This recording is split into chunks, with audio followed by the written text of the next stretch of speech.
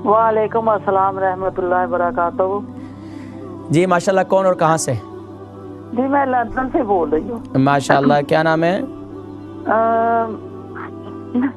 मैं नहीं नाम बताना चाहती।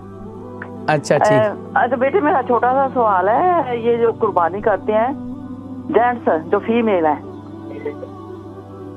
जी ठीक है।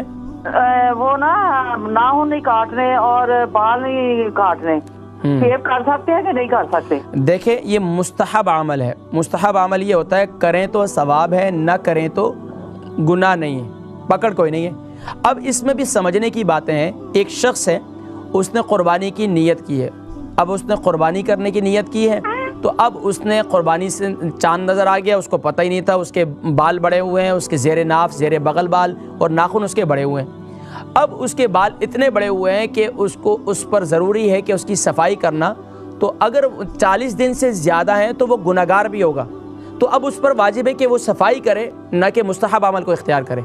तो हमारे लोग बस औक़ात ये कहते हैं कि अब हम कुर्बानी कर रहे हैं तो अब हम ये करें, तो अब नाखून भी बड़े हुए हैं, बहुत बड़े बड़े नाखून हो गए, अच्छा अब जो है बाकी सफाई है। तो ये ज़हन में रखें। अब उनके लिए ज़रूरी है कि अगर बाल बहुत ज़्यादा बड़े हैं तो सफाई करना उन पर ज़रूरी है, नहीं तो वो गुनहगार होंगे। और इसके अलावा अगर करें तो सवाब है, ना करें तो कोई हर्ज नहीं है, कोई